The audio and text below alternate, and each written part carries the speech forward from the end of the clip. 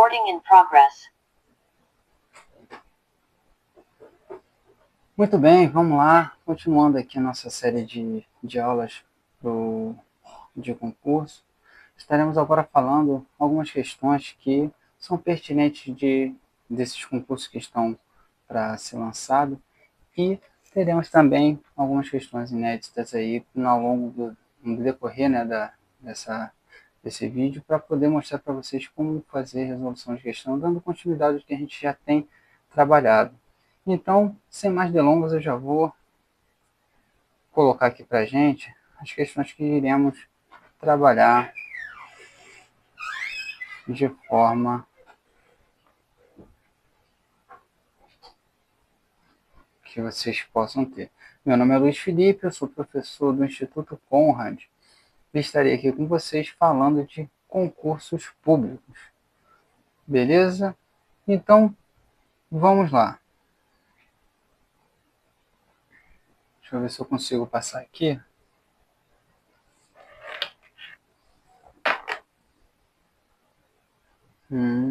Beleza, aí ó. Primeira questão temos assim. Em relação ao anodo, é correto afirmar. Então vamos lá, essa parte é bem interessante, que é uma coisa básica, princípios básicos de formação de raio-x. Então vamos falar do filamento anodo. Aí está falando aqui, é feito de uma liga de titânio, cobre e molibdênio e tem angulação com o eixo do tubo de raio-x. Vamos ver o que isso aqui tem para oferecer de oportunidade de opção. Na B está aqui. É capaz de suportar altas temperaturas resultantes do choque dos elétrons do... Deixa eu ver aqui. Opa, volta aqui. Deixa eu voltar. Aqui. É capaz de suportar altas temperaturas resultantes do choque de elétrons. Aqui. Cadê? Deixa eu botar aqui para cima. Choque. Oriundos do tubo de raio-x. Vamos lá. É capaz de suportar altas temperaturas resultantes de choques dos elétrons oriundos do tubo de raio-x. Então a gente já começa a ver coisas erradas aqui. Os elétrons, eles não vêm do tubo de raio-x. Esse aqui, ó, do tubo de raio-x, não faz sentido. E essa angulação com o eixo do tubo de raio-x também não faz sentido. Agora, analisando com calma o que quero falar, ele tem angulação, mas é contra o eixo do próprio anodo. Eu vou mostrar aqui para vocês com um desenho tosco, mas eu vou mostrar.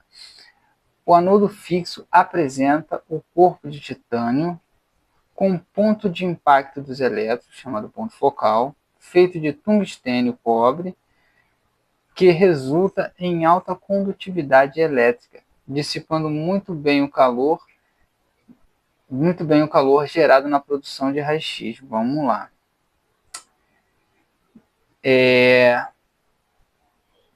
Vamos olhar isso aí. Tá, o anodo fixo apresenta um corpo de titânio. Vamos lá.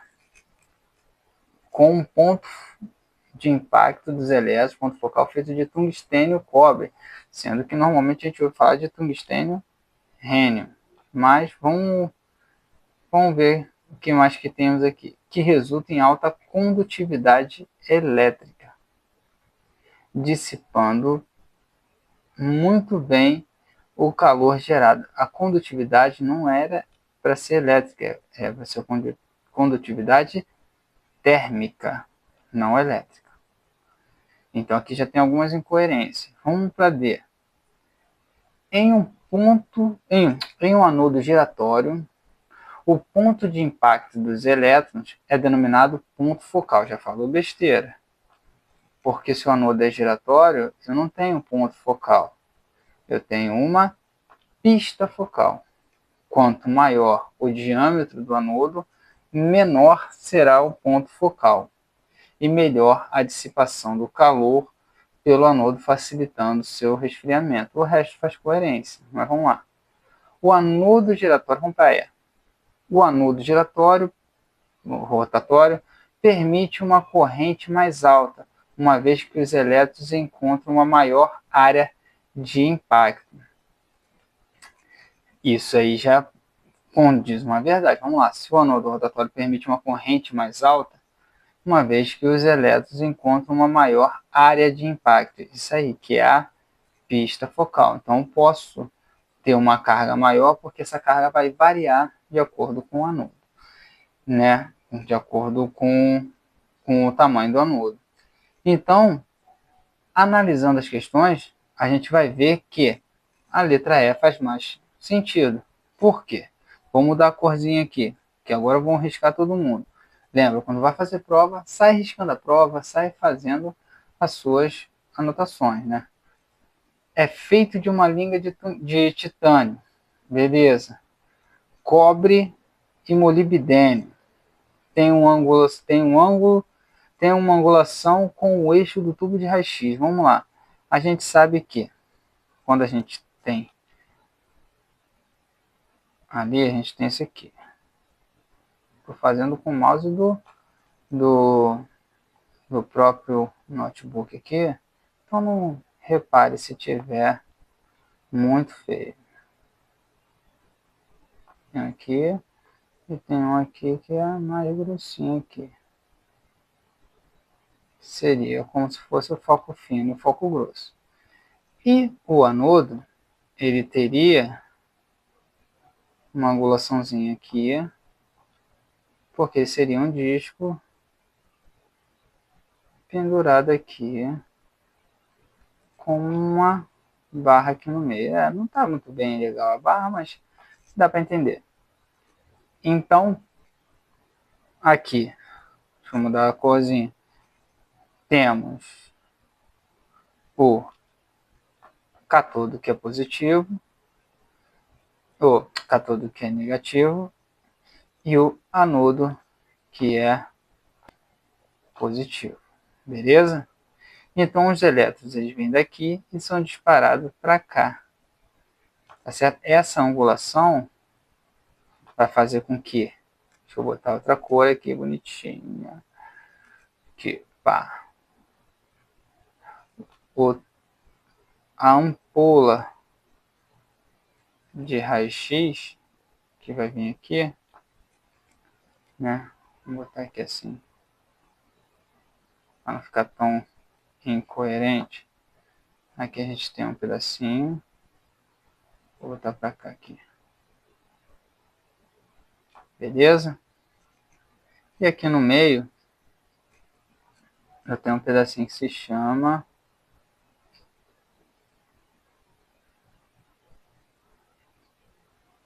não é assim, mas é só para exemplificar, né? Tudo no vidro, né? Só para saber que é ali que vai passar. Vou botar com esse verde mais forte. Então, esses elétrons eles vão fazer esse caminho aqui, né? A gente sabe que o raio-x ele é cônico. Então, essa janela aqui, ó, vai permitir a passagem dos elétrons com mais facilidade, entendeu? É onde vai sair a radiação proveniente do cátodo. Então, o cátodo vai bater aqui, os elétrons vão vir disparado para cá, vai bater aqui e vai começar a direcionar essas radiações para cá. Entendeu? Vai começar a gerar esses raios para cá. Tá bom? Então, o que nós temos aqui? Né? Que ele não faz angulação com o eixo do tubo de raio-x. Entendeu? A angulação é de acordo com o próprio eixo do anodo. Entendeu? E aí sim, o anodo pode ter a haste dele feita de cobre para dissipar o calor, tá certo? Aí fala assim, o choque dos elétrons oriundos do tubo de raio-x, não é o tubo que dá o X, os elétrons eles vêm do cátodo, tá certo? Não vem do tubo. Então, isso é uma coisa que a gente tem que começar a analisar. Ele não vem do tubo de raio-x, ele vem do cátodo, tá bom? Vamos lá. Então, vou cortando aqui. A1 já está falando besteira, porque não é de acordo com isso. Então, eu não leio mais A1. A, né? É capaz de suportar choque oriundos do tubo de raio-x. Não faz sentido, certo? O anodo fixo apresenta corpo de titânio com ponto de impacto dos elétrons, ponto focal. Até aqui falou muito bem. Feito de tungstênio cobre, que resulta em alta condutividade elétrica. Vamos lá. O anodo não é dissipando muito bem o calor gerado na produção dos raios-x. Na verdade, em alta condutividade térmica, tá certo? E dissipando muito bem o calor gerado na produção do raio-x, não, ele esquenta mais do que o anodo giratório, porque ele não resfria, ele não roda, não rotaciona. Então a chance dele aquecer e até mesmo depositar, né, fragmentos, ou chama de nuvem, né, nuvem eletrônicas ali, que podem depositar o desgaste do anodo na própria ampola de vidro, no vidro plumbífero, é muito maior. Então isso aqui não faz sentido. Na D, fala em um anodo giratório, o ponto de impacto do elétron é denominado ponto focal. Aqui já está o erro da questão, certo? Isso aqui eu vou cortar. E aqui o erro da questão já está aqui. Ó. Um ponto focal, não. Ele tem uma área de impacto chamada pista focal. Quanto maior o diâmetro do anodo, menor será o ponto focal. E melhor a distribuição do calor pelo anodo, facilitando seu resfriamento. Beleza, beleza. Na verdade, o diâmetro do anodo não vai mudar o tamanho do que aqui já fala de novo, ponto focal, né? Ele vai, o foco ele vai ser definido pelo catodo, entendeu? Então a área de impacto vai ser a mesma que a gente vai ter se fosse giratório ou não, mas eu tenho uma variedade de pontos quando eu tenho ele giratório.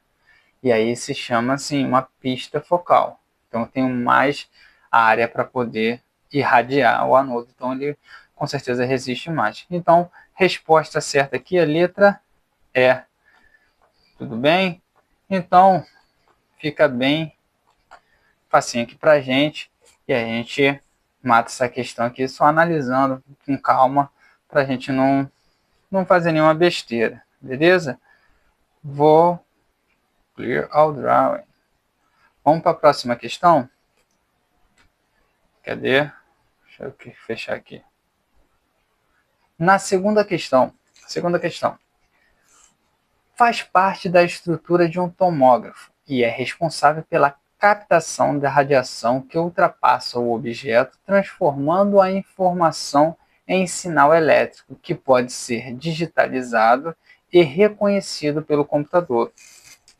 Trata-se do ou da, aí tá aqui, ó, filtro de alumínio. Poxa, quem sabe minimamente de tomografia sabe que isso aqui não faz nenhum sentido um filtro de alumínio converter a imagem, tá certo? Transformador da anodo, não. Ele está falando que vai ter um processo de digitalização, ou seja, ele vai transformar alguma coisa em outra. Gerador do feixe em leque, não tem a ver com a imagem. Lembra que ele está falando aqui, ó, responsável pela captação da radiação que ultrapassa o objeto. Olha só, vamos grifar isso aqui. Captação da radiação que ultrapassa o objeto. Opa, vamos lá. Sem tremer muito. Beleza. Transformando em sinal elétrico que pode ser digitalizado e reconhecido pelo computador. Ah, tá. Conjunto de detectores. Pô, legal. O conjunto de detectores, eles sim pegam a radiação. Aí fala, olha, pode ser a D. Sendo que ele não transforma o sinal elétrico em como é que se diz? O sinal elétrico para ser digitalizado no computador. Vamos ver aqui que a outra fala Data Acquisition System, sistema de aquisição de dados. Esse DAS ele fica dentro do tubo de da tomografia, né, do Gantry da tomografia. Então vamos lá. Aí a gente vai analisar a questão agora deixando duas alternativas, ou é a D ou é a E. Então vamos chegar até a conclusão de qual alternativa é a mais coerente. Beleza? Então vamos lá. Conjunto de detectores, fala assim, é responsável pela captação da radiação que ultrapassa o objeto, transformando a informação em sinal elétrico, beleza, que pode ser digitalizado e reconhecido pelo computador. Bom, vamos lá. Vamos ver se aqui a gente analisando aqui vai fazer sentido ser o conjunto de detectores. Por quê? Vamos analisar isso aí com calma. Porque é responsável pela captação da radiação. Quem capta a radiação que ultrapassa o objeto é o detector. O DAS ele melhora o sistema de pré-amplificação do sinal. Ele transforma o sinal bruto num sinal mais refinado. Isso acontece numa coisa chamada transformada de Fourier, que ele tem uma captação de dados brutos, onde as coisas são, né, tratadas de forma com sinais analógicos, ele começa a converter esse sinal em um sinal digital para poder transformar isso aí em sistema binário, entendeu? Então ele consegue pegar e melhorar esse sinal que foi quantificado pela radiação que foi recebida ali no detector, e ele pega esse sinal analógico e transforma num sinal digital. Ele digitaliza isso aí. Então,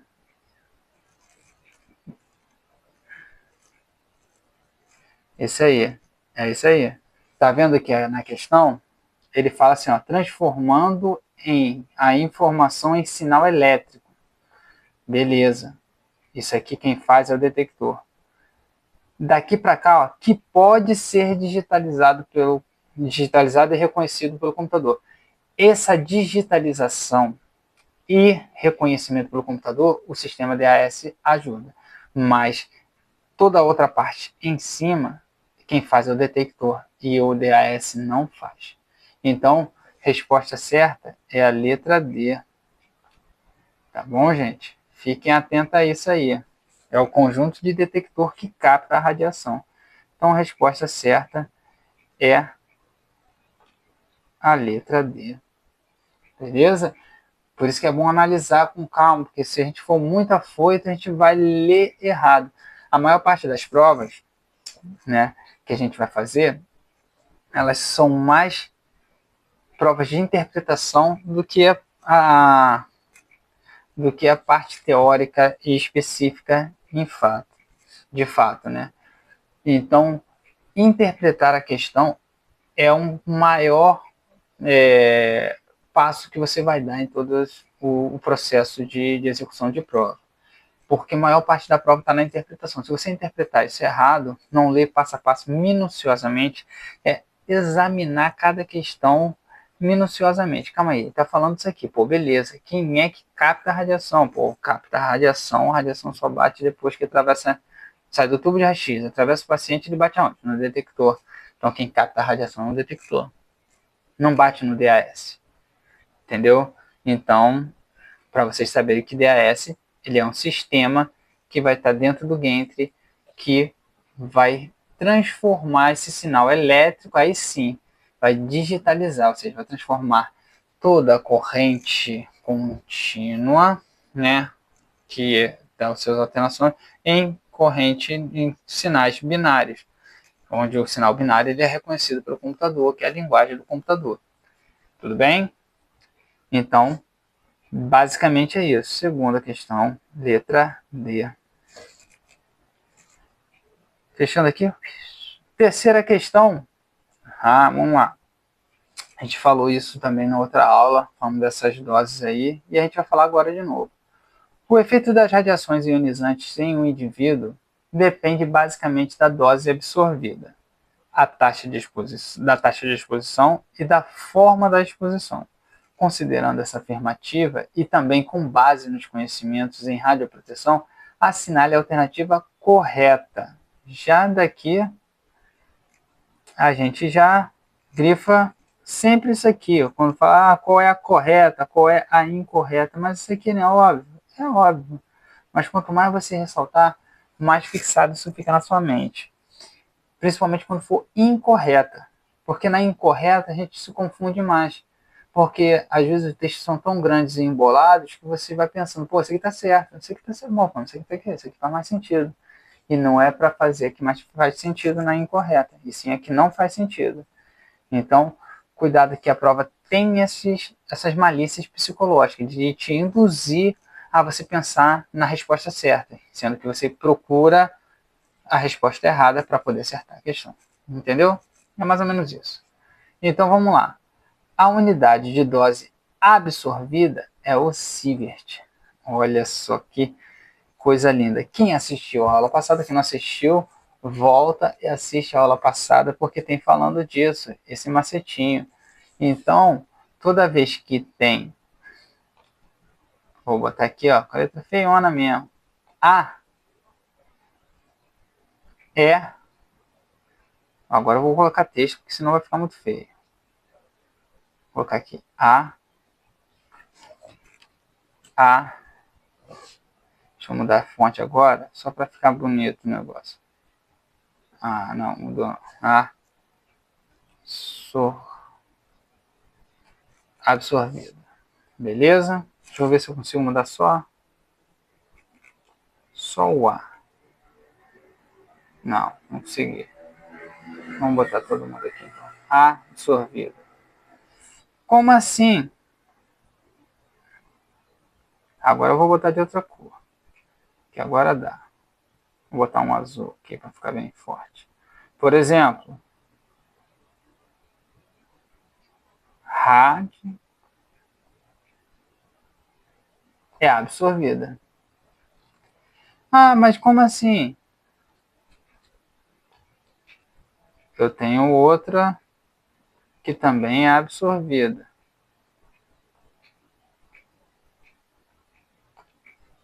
Que é o gray. É absorvido. Entendeu? Tá, mas e o que isso muda para mim? Deixa eu botar, apagar isso aqui. Vou botar aqui embaixo. Então, o A é de absorvido. Opa, Ctrl Z. Vou botar aqui com A absorvido. E o E, vamos botar aqui. Vou escrever agora com texto, que fica mais bonitinho. A absorvida. E o E equivalente. Beleza? Então, a unidade de dose absorvida é o sievert. Não, não tem A, não é sievert. Opa, Ctrl Z. Não tem A, não é sievert. Beleza? Deixa eu ver aqui se eu consigo botar uma... Vamos botar aqui. Vamos lá, deixa eu botar aqui vermelho. Pá, vamos lá. Não tem A, não é absorvida. Na mulher, a fase da puberdade é mais vulnerável à ação das radiações. Vamos lá. Na mulher, a fase da puberdade é a mais vulnerável à ação das radiações. Vamos pensar nisso aí. Tá, beleza, o organismo está se formando, tem um sentido. Vou deixar isso aqui guardada porque, de alguma forma, faz sentido. A gente quer saber o que é mais coerente, né? Vamos ver a C. Qualquer dose absorvida, com exceção das doses provenientes da radiação natural, pode induzir câncer ou matar células. Calma aí. Com exceção das doses provenientes de radiação natural, então quer dizer, se eu mexer com urânio, eu não vou ter os efeitos, não vai causar câncer. Isso aqui é uma mentira. Então isso aqui, ó, eu já arrisco. Opa, deixa eu dar um volta aqui, um undo. Então isso aqui é mentira. Eu já não vou ler mais essa alternativa porque eu sei que ela é uma alternativa falsa. Beleza? Vamos lá. Então, vou deixar B ali no pool para a gente analisar. Lembra, sempre falo isso, e isso é repetitivo, porque é dessa forma que eu costumo direcionar vocês a fazer uma boa prova. Deixar apenas duas alternativas.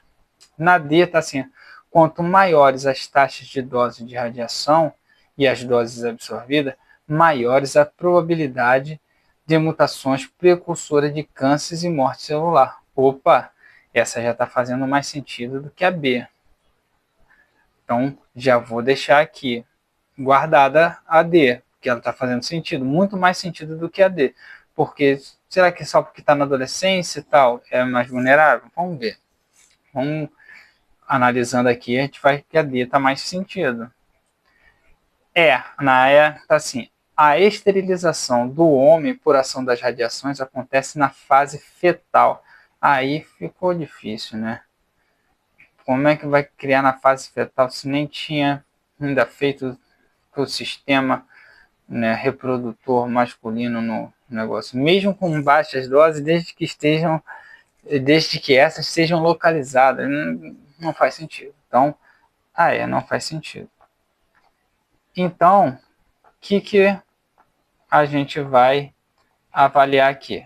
Qual que é mais coerente? Se olhar para bem as questões, a D faz mais sentido do que a B.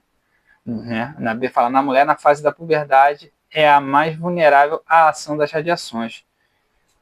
Bem, estão vendo que isso não faz tanto sentido em comparação com a D, que faz muito mais sentido.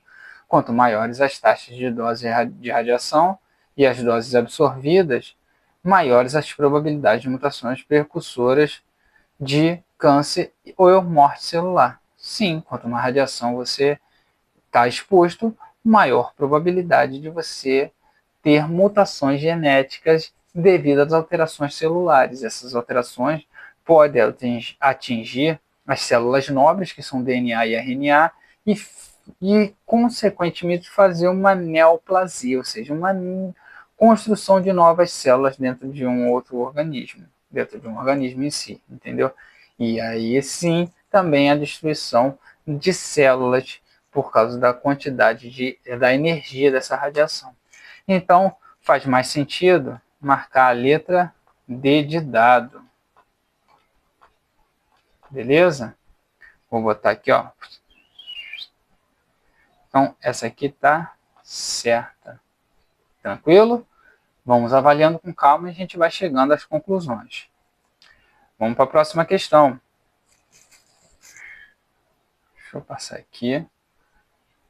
Quarta questão está assim, ó. Considerando os parâmetros de varredura de um tomógrafo, pode-se afirmar que pitch é a denominação para... Aí está aqui. A espessura, vamos lá. Deixa eu botar aqui. Opa, volta.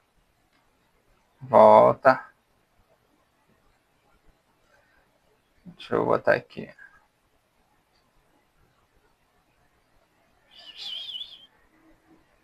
Vamos lá. Calma aí. É a 4 essa aqui. Tá aqui, ó. Espessura do corte em milímetros, né? Sendo que, deixa eu botar aqui a letrinha. Letra A. Não, a letra A fala assim, desculpa, até tô lendo errado. Vamos lá. Considerando os parâmetros de varredura de um tomógrafo, pode-se afirmar que o pitch é a denominação para a distância em que a mesa se move durante uma rotação de 360 graus. Faz sentido, né? De acordo com o que a gente vai ver. Faz sentido. Vou deixar essa aqui e eu vou explicar com mais detalhes isso aí. A espessura do corte. Não, isso aqui eu vou cortar. Por que eu vou cortar? Pô, professor, tu não está me ajudando a entender. Tu vai entender agora. A espessura do corte na tomografia ela é chamada de slice ou thickness. Acho que é essa aqui, thickness. Ou thickness. Acho que é thickness.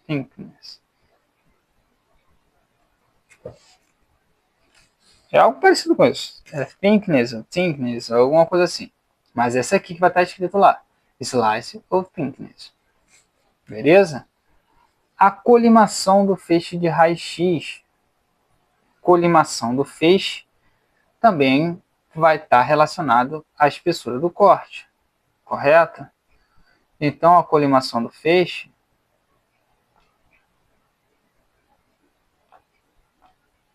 ele vai remeter à espessura do corte.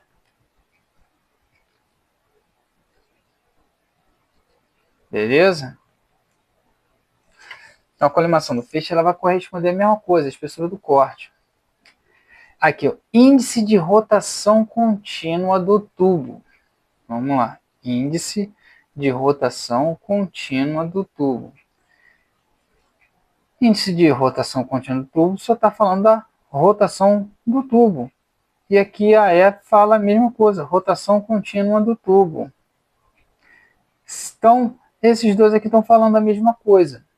Isso aí é bem legal da gente abordar. Se a D e a E estão falando exatamente a mesma coisa, por mais que elas estejam certas, elas estariam erradas. Entende que na prova só pode ter uma alternativa correta. Então, se tem duas falando alguma coisa, com certeza não são elas. E mesmo que for, se você marcar uma terceira opção, você vai acertar de qualquer jeito, porque cabe recurso se for uma das duas. Entendeu? Então, a chance que você tem de acertar a triplica, porque você tem duas que já estão incoerentes, porque estão falando a mesma coisa, e você tem a terceira que você, né, pode avaliar, pode ser que faz sentido. Que é o caso aqui da A. Que eu vou botar aqui para vocês, por que a A faz sentido. Beleza? Na verdade, o pitch, que eu vou colocar aqui para vocês, essa é a fórmula do pitch. Com certeza a gente vai elaborar mais questões e pegar algumas questões inéditas para vocês calcularem, até mesmo pegar de aparelhos, que isso aqui vem expresso, né, o fator de pitch de cada um, e vocês entenderem que algumas pessoas mudam isso, nem sabem o que está mudando, o porquê que estão mudando e o que isso vai alterar na imagem, na tomografia. Isso tem muita coisa a ver relacionada também com o poder de reconstrução.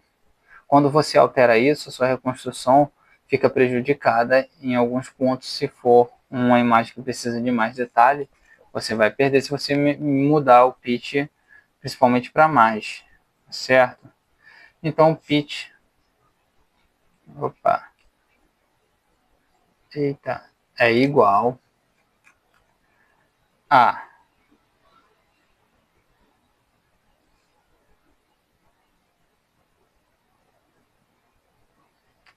vocês vão ver muito isso aqui. Eu vou colocar isso aqui. Feed vezes rotação por segundo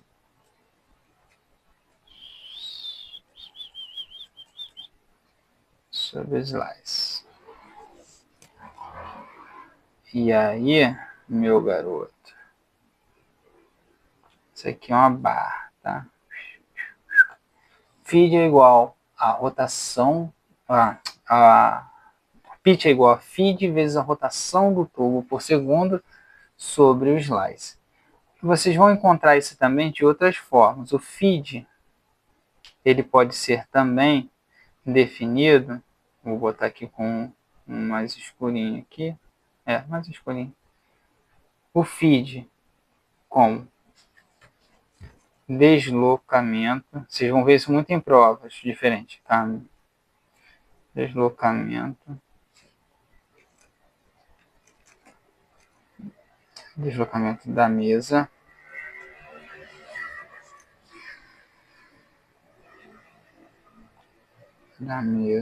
Pá, vamos botar aqui. Beleza. Vezes a rotação mesmo, rotação do tubo por segundo. Fica grande, mas vai ficar legal. Sobre espessura do corte. A gente escreveu besteira. Isso aí, espessura do corte. Tá certo? Então, essa é a definição de pitch. Deslocamento da mesa vezes a rotação do tubo por segundo sobre a espessura do corte. E isso vai dar o valor do pitch. Tranquilo? Mais para frente a gente vai fazer questões ainda mais elaboradas sobre isso para vocês colocarem na prática esses valores que a gente tem do aparelho de tomografia para a prática, para ver como que isso funciona na reconstrução. Tá certo? Vou colocar alguns vídeos soltos aí para poder não estender tanta aula assim. Tá bom? Isso aí. Não esqueçam de indicar isso aqui, né, para os seus colegas aí. Se tiver alguma coisa que eu estiver falando de errado, de incoerente, manda aqui nos comentários. A gente vai corrigir, falar, discutir sobre isso o mais prontamente possível, porque estamos aqui para crescermos juntos nessa jornada aí rumo à sua vaga no concurso, tá bom? Então, na quinta questão, estamos assim, ó, o componente do sistema de ressonância magnética que produz o potente campo magnético estático intensidade constante ao redor do qual os prótons estão em precessão é o ou a, aí tá aqui, sistema de suporte eletrônico. Poxa, aí não, né? Aí brinca com o sentimento do camarada. Então isso aqui não faz sentido. Sistema de suporte eletrônico, não faz sentido. A B tá assim, magneto. Opa, isso aí faz sentido. O próprio magneto, o próprio Gantry, ele tem um grande magneto. Ele é uma grande bobina disso. Ah, tá. Bobina gradiente. Então, vamos lá. Se eu já tenho a bobina gradiente ela não é fixa, entendeu? Ela não é um campo magnético estático. Ela, a bobina gradiente, ela não vai estar, que é o gradiente x, y e z. Na verdade, ela é parte do sistema de ressonância, mas não é por causa dela que ela tem um potente campo magnético. Ela é um dos bobinas de radiofrequência, que são as bobinas para potencializar, né, a captação naquela região ali. Então essas bobinas, elas também não são estáticas, são móveis, né? Você consegue tirar bobina de joelho, bobina para ombro, bobina para coluna, bobina, entendeu? Para uma estrutura, bobina para crânio. Então eu tenho isso, que essas bobinas aqui, ó, bobina de emissão e recepção, são as mesmas bobinas de posicionamento, né? Para você ter um sinal mais intensificado naquela área ali em específico, você consegue ter uma melhora da qualidade do sinal. Mas o Gantry, né, da ressonância, ele já é o próprio magneto. E aí sim, esse é o grande campo que vai gerar essa atração aí dessas células para fazer a precessão dos átomos de hidrogênio. Na maioria das vezes pode ser outros que você pode utilizar de acordo com o valor giromagnético de cada um. Tá certo? Então aqui a resposta é a letra B, magneto. Tranquilo? Facinho, claro como água barrenta. E vamos para a próxima questão. Sexta questão está assim, a escolha de um valor de KV, né, ou KVP, a ser selecionado é determinada pelas características do paciente e do tipo de gerador de raio-x utilizado. Sendo a constante do equipamento para geradores de trifásicos de 25 e monofásicos de 30, tomando como exemplo a realização de um procedimento radiográfico do joelho com uma espessura de 14 centímetros em um gerador trifásico, o KVP mínimo seria... Aí, olha só que legal. Primeira coisa que a gente tem que fazer, lembrar da regra do KV. Ah, professor, mas lá onde eu faço estágio, lá não tem esse negócio não, a gente bota de olho. É, tá bom. A chance de dar ruim é muito grande. Mas acontece com frequência. Então o KV, ele é igual a 2, vou fazer até aqui com o mouse.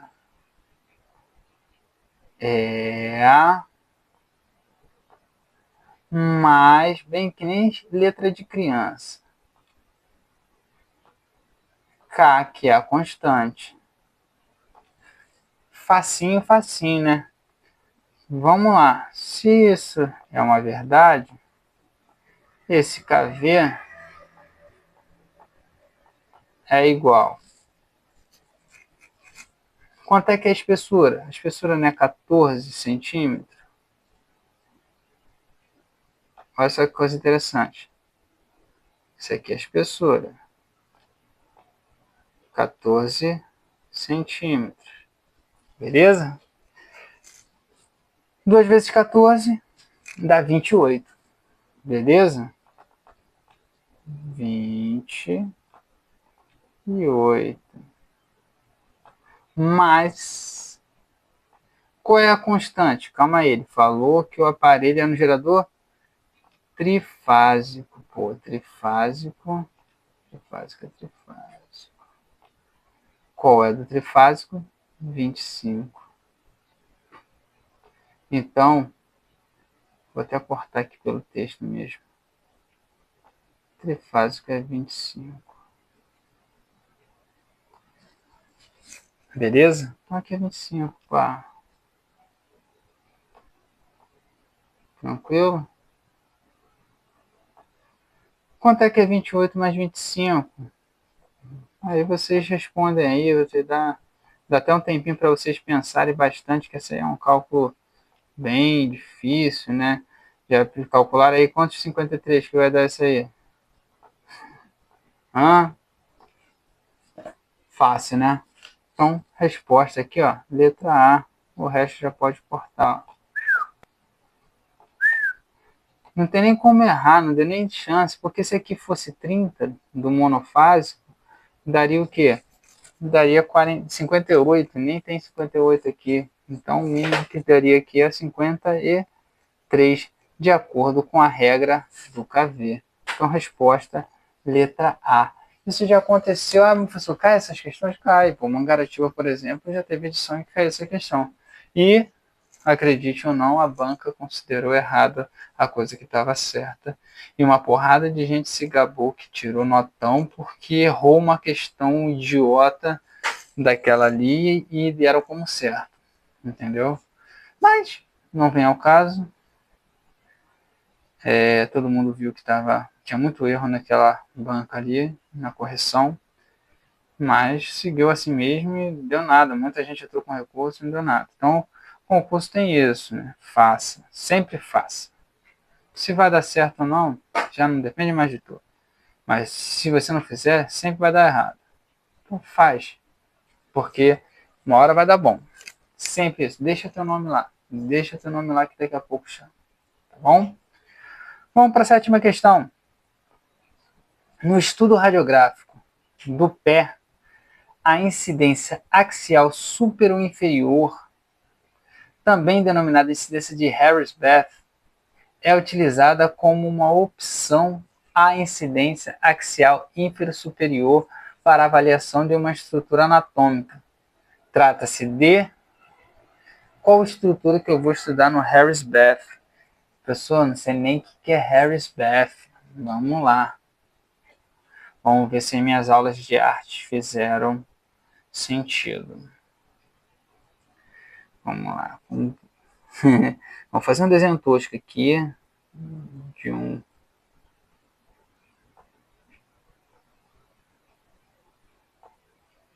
calma aí que tá muito tosco também, não precisa ser tão tosco, né?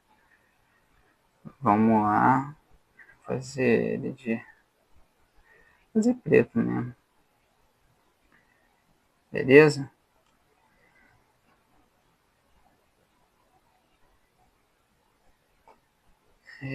Aqui, ó. Pá. Até que parece um pé. Parece até o mapa da Itália. Pô, tá show. Vamos supor que seja o dedinho e tal, bonitinho, pá. E esse aqui seja um pé. Vamos supor que seja um pé, tá? Vamos ter imaginação, gente. Também me ajuda. O que é a incidência de Harris-Beth? Né? Harris-Beth, ela é assim, uma incidência supero inferior, também denominada Harris-Beth, né?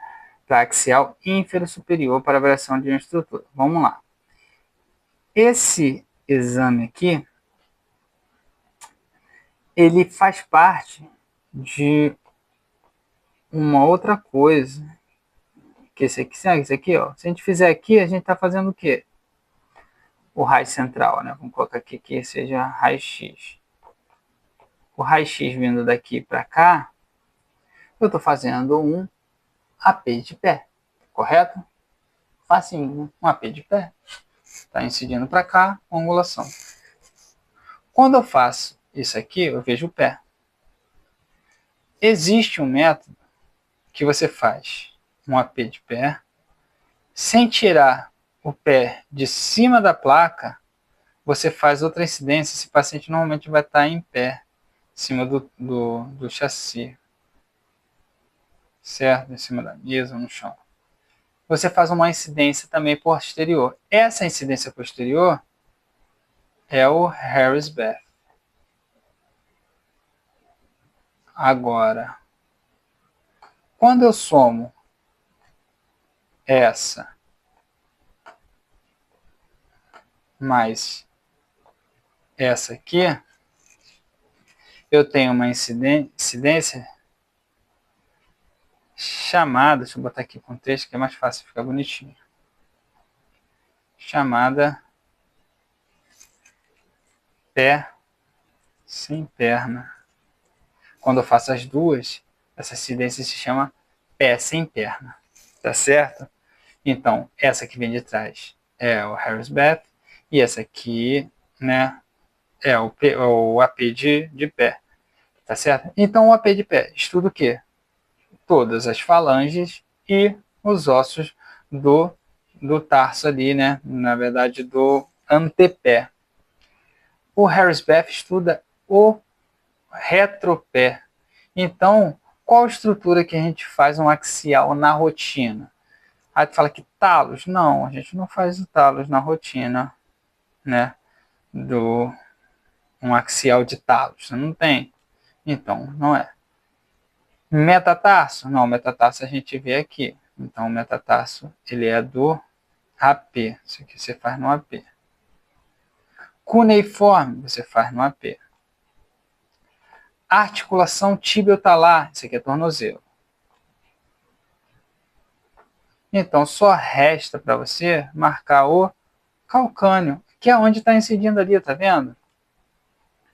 O Harris-Beth é essa incidência aqui, né?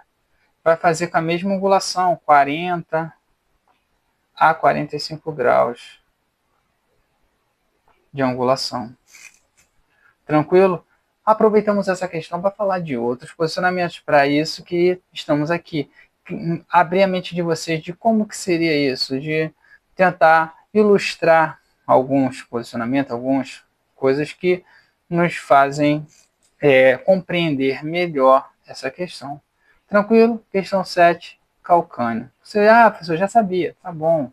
Mas tem gente que está aprendendo aí que precisa dessas informações, porque essa aqui é uma questão relativamente boa, né? Fácil, né? Apesar do nome difícil, né? Do Harris-Beth, tem muita gente que não conhece esse método, que eu falo para vocês que é um dos motivos pelo qual eu comecei a estudar muito mais para a específica, que são as incidências especiais. Eu gosto muito dessas incidências, porque elas já me eliminaram de alguns concursos, principalmente os 3 primeiros concursos, eu nem consegui aprovação.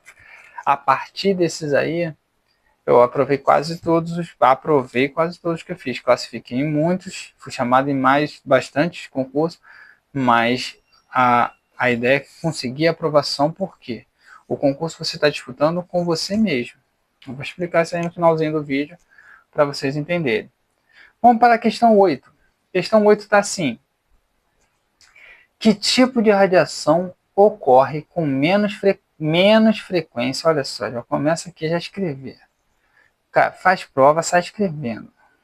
Se tivesse com caneta, eu ia ver como é que é a minha prova. Um dia eu vou pegar uma prova dessas aí, vou mostrar para vocês minha prova. Com menos frequência na formação de raio-x e resulta em uma colisão entre o elétron incidente e o elétron orbital do átomo do material do alvo, do anudo. Coisa que já caiu na outra prova que a gente fez ainda aí a aula passada, que ficou de forma diferente, né? Estava falando de outra coisa, mas é o mesmo assunto. Tu vê que as provas, elas tendem a ter essa versatilidade de trabalhar a mesma questão de várias formas diferentes. Então, professor, já vi essa questão. Calma, você viu de um jeito, agora a gente está vendo de outro, a gente está perguntando de uma coisa, aqui a gente está falando de outra, e a gente começa a explorar todas essas ideias, até para relembrar a galera que está muito tempo sem fazer prova também, vai perceber que isso vai fazer alguma diferença. Então, eu tenho um núcleo, e vou estar bem clarinho, e uma... Vai estar bonitão, mas eu vou fazer... tá meio feio, né?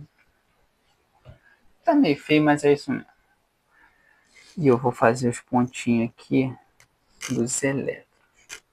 Põe, põe, põe. Beleza? E vamos fazer aqui pra caraca. Vamos lá. E eu vou fazer 2 feixes. Um que vai passar bem pertinho e vai subir. E outro que vai fazer isso aqui.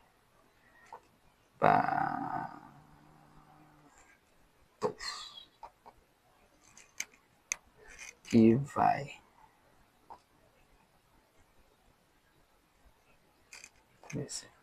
Vamos lá?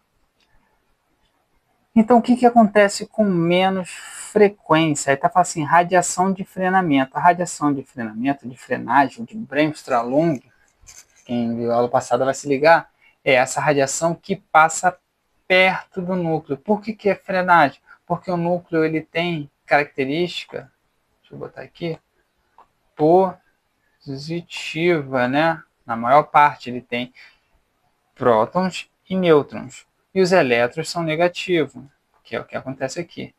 Quando ele desacelera, ele passa perto do núcleo, o núcleo tenta puxar ele. O elétron está aqui, o núcleo está aqui. Ele tenta puxar isso aqui por causa da atração, né?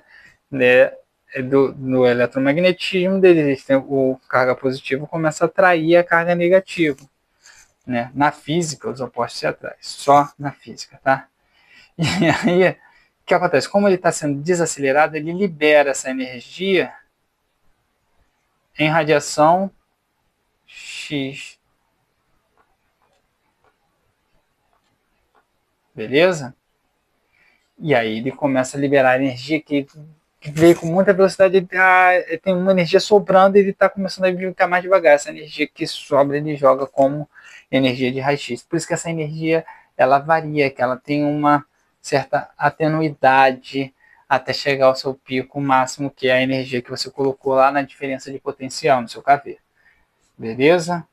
E a quantidade de radiação relacionada ao MAS. Essa radiação é a radiação de frenagem. Essa aqui acontece com maior frequência. Beleza? A radiação característica. Bem, chegamos à resposta certa, mas eu vou continuar falando das outras, porque as outras não fazem sentido, tá? A radiação característica é essa aqui, que ela atinge o elétron, que fala aqui, ó, colisão entre um elétron incidente e um elétron orbital, ou seja, está na órbita do átomo e eu tenho esse elétron aqui sendo arrancado. Esse elétron ele libera radiação também em forma de raio-x, só que agora com uma energia característica daquele elétron, daquela camadazinha ali.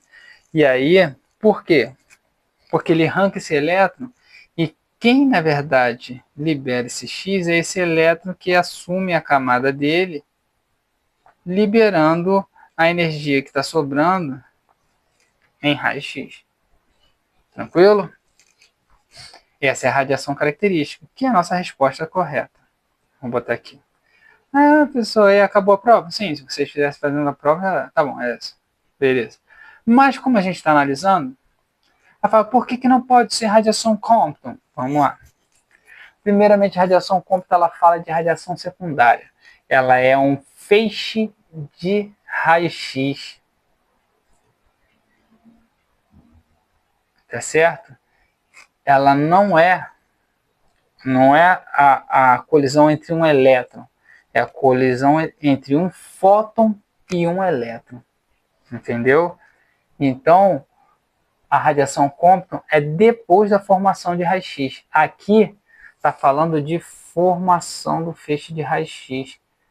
Ou seja, nem tinha raio-x ainda. Ainda está se formando.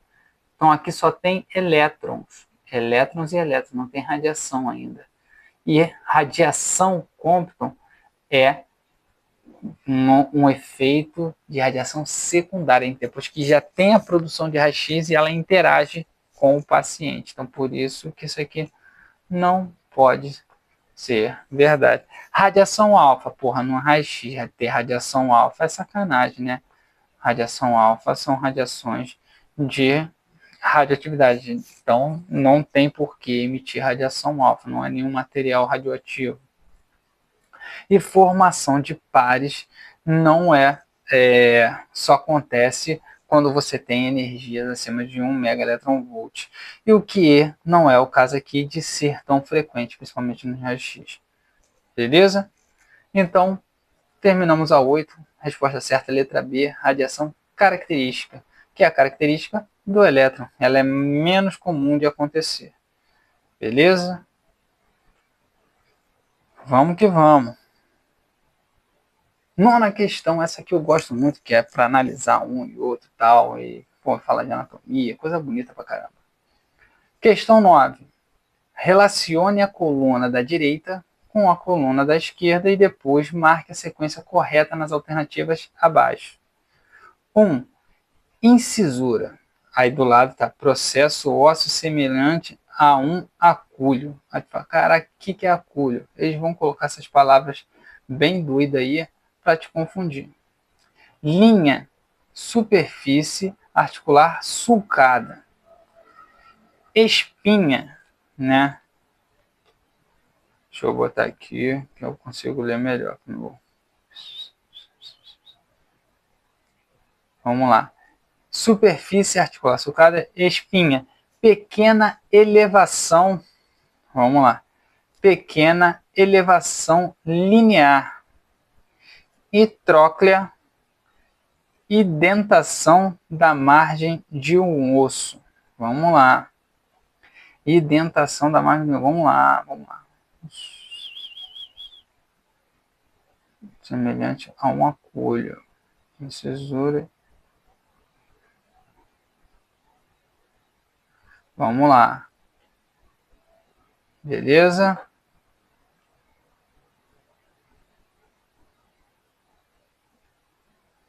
Espinha da escápula, vamos ver isso aí. Linha.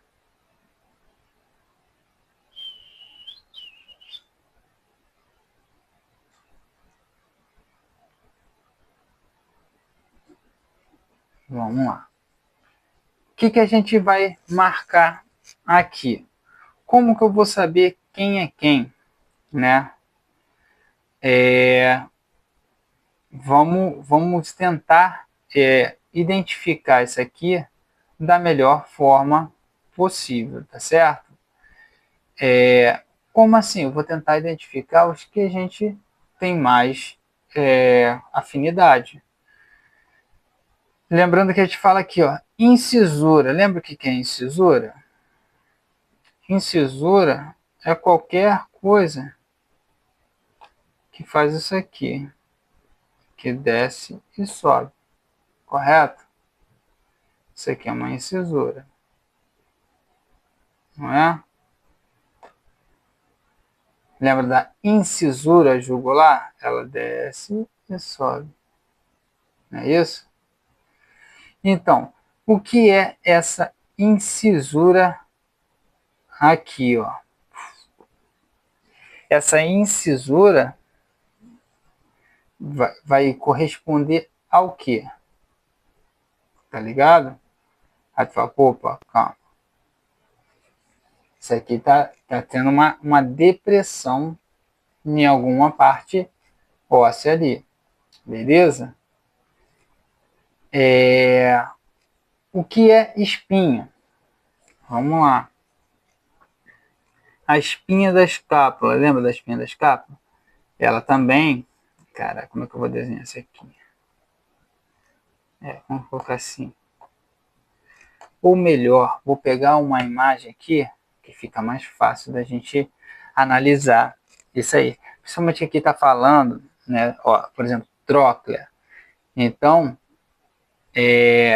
já é mais fácil da gente pegar uma imagem para a gente também ver como é que vai ser as coisas. Deixa eu ver aqui. Deixa eu ver se eu acho a imagem e a gente vai.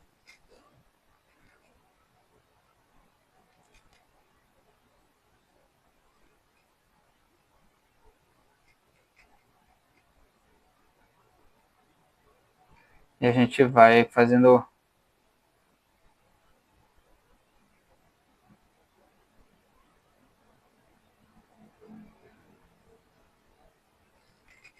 Beleza, deixa eu ver aqui.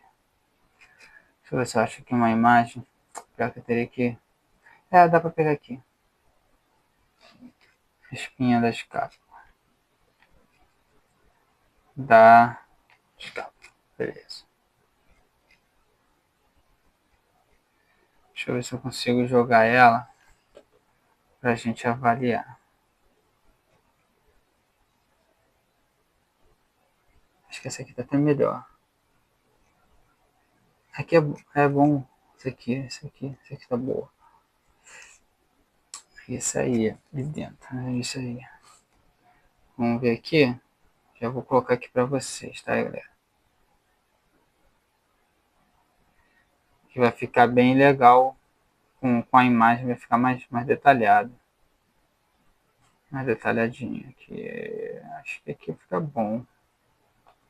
Ah, não, aqui tá a parte da frente. Tem que ver a vista posterior. Sim. Isso aí. Deixa eu ver aqui.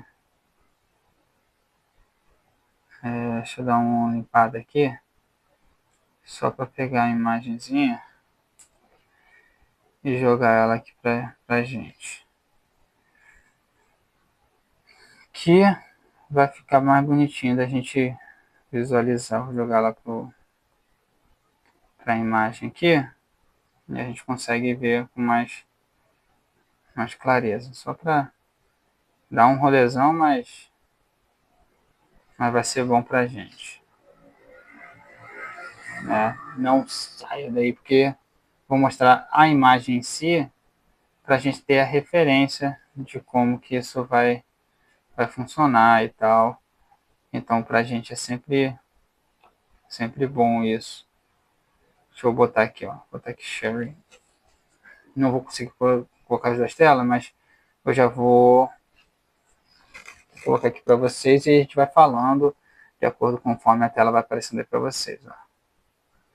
Tá vendo? Tá aparecendo aí bonitinho a imagem. E essa imagem aí tem duas coisas que a gente falou.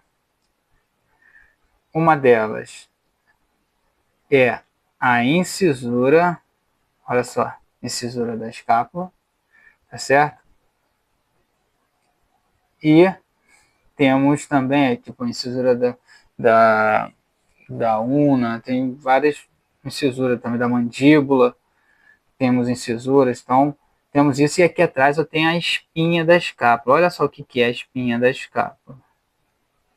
É uma parte que ela é projetada, ela é superior, uma crostazinha, entendeu? Ela é uma parte elevada que nós temos na escápula. Então, quando a gente vê se a gente tem alguma coisa aqui a nível de linha, não. Beleza, beleza. E troca, ela tá lá embaixo. Cadê? É isso mesmo. Então, deixa eu ver aqui. É aqui. Deixa eu ver aqui. Opa, volta. Então vamos lá. Então, só para a gente voltar lá. Então, incisura, né, que a gente viu ali, o que? É uma indentação na margem de um osso. Então, eu posso colocar que o último aqui, opa, como é que o dedo está funcionando aqui? Só para você já virar a imagem, vou terminar esse share aqui, vou botar de novo. Fixa com essa imagem aí, que eu não consigo né, fazer duas telas, né, colocar para exibir essas duas telas aí para você. Mas então, nós vimos na imagem que a incisura, opa, volta aqui, cara. A incisura, ela é uma indentação na margem de um osso, né? Tu viu que lá no ombro estava assim, e você tem uma depressão, depois vem a parte da escápulazinha assim e tal. Pá. Mas tem um mapa do Brasil o negócio. E você tem aqui a parte que jogaria para a espinha da escápula, que é uma partezinha mais para casinha aqui, certo? Só uma referência mais ou menos tosca, mas é uma referência. Vamos lá. Então, essa incisura, ela seria uma indentação na margem de um osso. Cara, isso aí é o mais fácil de ver. Eu sei que é uma incisura. Aqui não é a quarta opçãozinha? Então, eu vou procurar a única que eu sei, que é onde termina com 1. Porra, pronto, é C, acabou. Caraca, como assim? Eu só preciso saber uma. Você não precisa saber a prova toda. Ninguém precisa saber tudo de tudo. Entendeu? Mas eu sei essa ainda é mais fácil. Lembra que a gente ainda tinha a espinha? Vamos conferir a espinha? Entendeu? Então, ó, ele tá falando que a espinha é esse aqui. 3, ó, seria esse aqui, um processo ósseo semelhante a um acúlio. Caraca, o que é acúlio? Vamos procurar lá no mapa, vou colocar aqui, cara. Olha só, vou copiar vamos colocar assim, do Wikipedia, alguma coisa assim, e vocês vão ver o que é um acúlio, com todo respeito. Vamos lá. Pá. Deixa eu ver se ele tem aqui.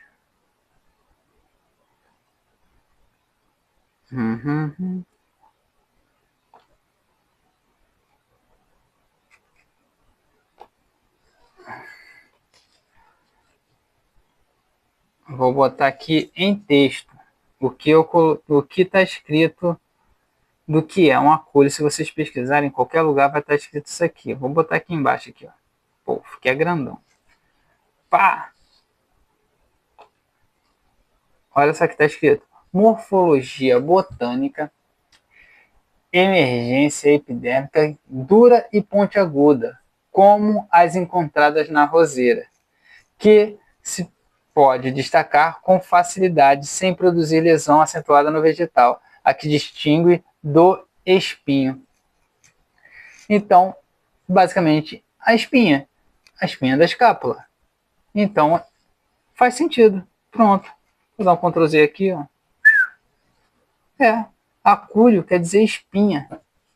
Olha só que interessante. Aprendemos uma palavra nova. Opa. Acúleo quer dizer espinha. Poxa, olha só. Ficou bem legal. Ele fala aqui que o segundo é o 4. Superfície articular sulcada. É mesmo.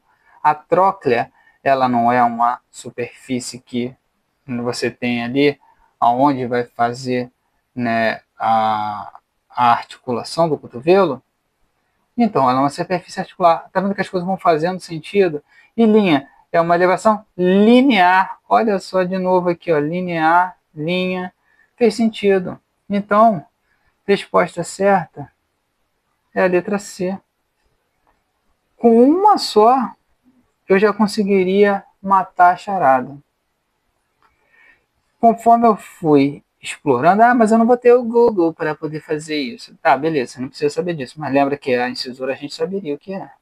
E linha, tu observar para linear também tu saberia. Então, troca saber que era uma superfície articular, se tu parar para pensar, tu fala, caraca, tá tudo fazendo sentido agora. Parecia tão obscuro no começo e agora as coisas vão clareando. É isso aí. A prova tende a isso, te botar numa parada e falar, o que é acúleo, mano? Aí daqui a pouco você vai vendo que sobrando as alternativas, ou nem isso, você vai chegar na conclusão. Tu viu que apenas com o que é incisura a gente chegou na resposta certa. Tudo bem? Então, é assim que a gente vai fazer prova, né? Analisando as questões. Vamos fazer mais uma para finalizar nossa 10ª questão aqui. Eu gosto muito disso aqui, que é anatomia, principalmente anatomia vascular, é muito legal. A artéria basilar localiza-se no crânio e é formada a partir de quais estruturas vasculares? Vamos lá. Aí está falando assim, artéria comunicante posterior direita e esquerda, olha que coisa linda. Artéria carótida interna direita e artéria comunicante posterior direita, perfeito. Artéria vertebral direita e esquerda. Artéria vertebral esquerda e carótida interna esquerda, olha que interessante. Artéria comunicante anterior e artéria vertebral direita, olha só. Então, fala assim, mas professor, eu nem sei onde está a artéria basilar. Vamos lá, vamos saber, vamos aprender isso. Eu vou desenhar aqui, de cabeça, aqui o que eu lembrar. Se eu não lembrar e não ficar bonito, não é culpa minha, é o mouse que é ruim, que eu estou usando o mouse do computador. Beleza? Já tem uma desculpa se fizer besteira. Então eu tenho um vaso que vem para cá, eu vou fazer uma coisinha bem legalzinha. Outro vaso que vem para cá. Esse vaso vem para cá. Tentar fazer com a maior paciência possível para não fazer algo tão bosta assim. Beleza?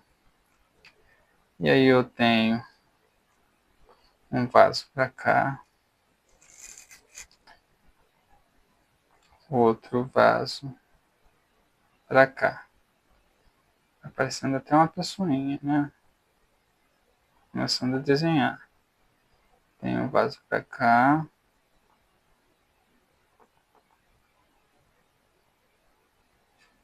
Tem um vaso para cá. Um para cá. Vem para cá. Tá bem acompanhando a anatomia mesmo, que não é 100%.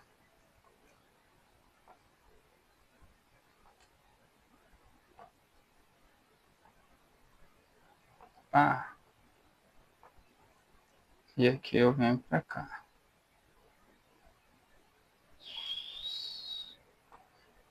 Vou fazer aqui bonitinho que eu fiz besteira aqui. Não que eu fiz besteira, né? Mas que não é assim que as coisas funcionam. Aqui eu tenho uma outra parte que é a estrutura maiorzinha aqui. Aqui eu venho para cá. Aqui eu posso vir direto Pra cá. Esse aqui que fiz besteira, mas tá bom. Não vai dar merda não. Se der pouca coisa. Beleza. Tirando aquela conexãozinha ali, eu tenho aqui. Tá bonitinho aqui. Vamos lá. Isso aqui vem falando do polígono de Willis. Que agora acho que é círculo cerebral, arterial cerebral, uma parada assim, porque tiraram todos os nomes de pessoas que inventaram. Beleza? Vamos identificar um por um deles. Vou começar de cima para não estragar a brincadeira. Vamos lá? Então temos aqui, em cima, bem em cima. Tem que escrever, é melhor escrever em texto, que fica mais bonitinho. Que vai demorar muito se escrever com esse negócio aqui. Artéria. Eu não vou nem escrever artéria, vou falar artéria cerebral, porque é muito grande. Anterior. Direita. Beleza? Olhando de baixo para cima, tá? Como na anatomia. Então, essa é a artéria cerebral anterior direita. Ela fala aqui, artéria comunicante posterior. Não, beleza. Artéria carotidária, beleza. Vamos lá, vamos aqui. Artéria cerebral anterior esquerda. Não, sai.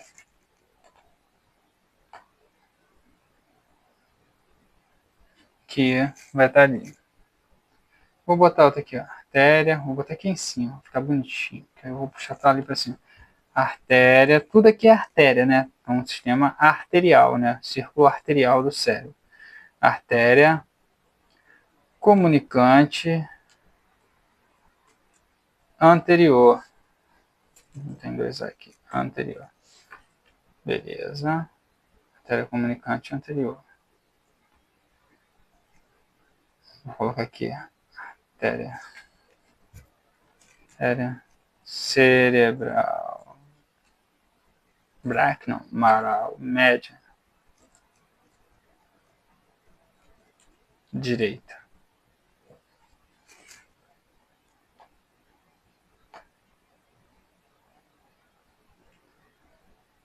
Vou botar aqui, ó. Artéria. Já tá sabendo já quem é quem, né? Não, artéria não. Artéria só A. Artéria cerebral média esquerda.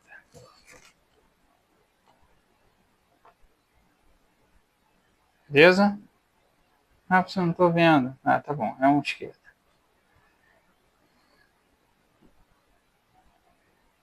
Caraca, vamos lá. Artéria comunicante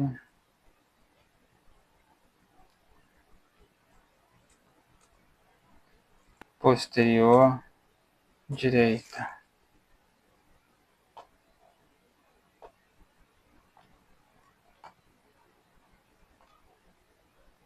Preguiça é maior.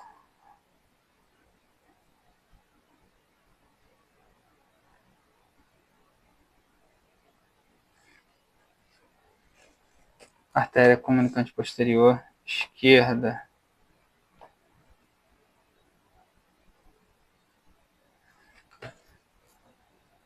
Artéria cerebral. Caraca, vai demorar. Posterior direita.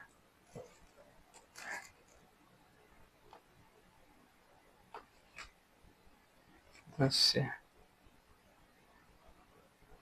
Eu vou relacionar todo mundo, tá? Esquerda. Tá falando da artéria basilar. Aqui a artéria B não, né? basilar. Vamos ver onde é que é a artéria basilar. Basilar é aqui. Pronto. Essa é a artéria basilar. Tranquilinho? E aí, vamos aqui embaixo. Artéria vertebral direita.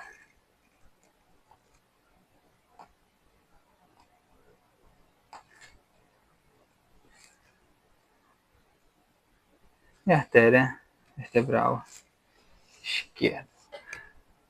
Rafa, você demorou muito tempo para falar uma coisa óbvia. Beleza, mas você já está conhecendo coisa pra caramba. Vamos lá. Foi óbvio? É óbvio. Então vamos relacionar todo mundo. Ó. Fazer ligaçãozinha. Se quiser printar a tela de vocês e começar a fazer vocês mesmos, ó. Eu tenho a comunicante anterior, já que essa é a cerebral anterior direita e essa é a artéria cerebral anterior esquerda. Quem está comunicando uma e outra é a artéria comunicante anterior. Entendeu? Aqui eu tenho a cerebral média direita, aqui eu tenho a cerebral média esquerda. E aqui eu tenho a cerebral posterior direita e aqui a cerebral posterior esquerda. O que está fazendo a comunicação entre a média e a posterior é chamado de comunicante posterior direita, comunicante posterior esquerda. Essa aqui é a basilar. Ela passa na região do clivos, ou seja, no dorso do esfenoide ali.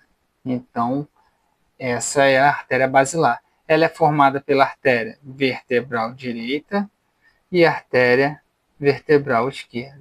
Elas se dicotomizam e formam a artéria basilar, certo?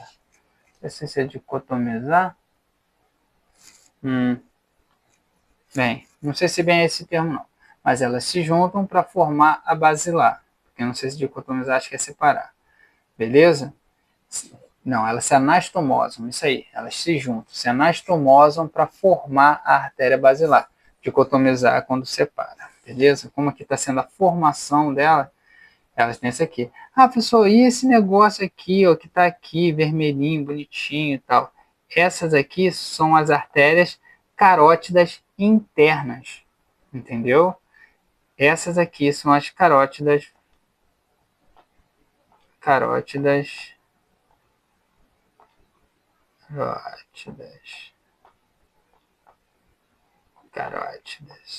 Pá. Elas se dividem em cerebral média, cerebral anterior e comunicante posterior. A basilar ela gera só as cerebrais posteriores, as cerebelares anteriores e posteriores. Tá beleza? O que isso tem a ver? A basilar, ou as vertebrais, as artérias vertebrais que formam a basilar, elas são responsáveis por irrigar 40% do cérebro, quer dizer, a parte posterior, somente.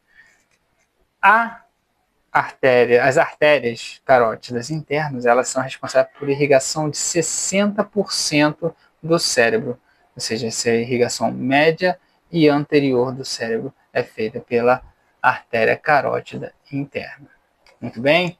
Então, isso serve para a gente analisar essa questão, cai muito e é muito legal porque, como é uma coisa mais específica da anatomia, ela tende a cair de várias formas que podem fazer. Mas, professor, até aí falou, e quem é a resposta certa? Vamos ver, ó. A carótida interna, aqui, ó. A artéria basilar, localizando o câncer, é formada a partir de quais estruturas vasculares? Comunicante posterior direita-esquerda? Posterior direita-esquerda? Não. Então, essa aqui não faz sentido. Vamos olhando para o desenho. Artéria carótida interna direita, essa aqui. Vou botar até aqui outra cor, que isso aqui vai ficar confundindo. Artéria carótida, só para a gente ver. Essa aqui, mais a comunicante posterior direita. Essas duas aqui formam a basilar, nem chega perto da basilar. Não, então é errado, isso aí está errado. Então, ó, isso aqui está errado. Beleza? Totalmente errado. Artéria vertebral direita e esquerda. Opa, resposta certa. Chegamos na nossa resposta certa, que é essas duas aqui de baixo. A outra vai falando besteira, ó, a artéria vertebral esquerda e a carótida interna esquerda. Olha como é que elas estão distantes para formar a basilar. Não faz sentido. Artéria comunicante anterior e artéria vertebral direita. Olha o salto que dá. Não faz sentido. Pronto. Resposta, letra C. E é isso que temos. Vamos fechar aqui. E terminamos nossas aulas por aqui. E é isso aí.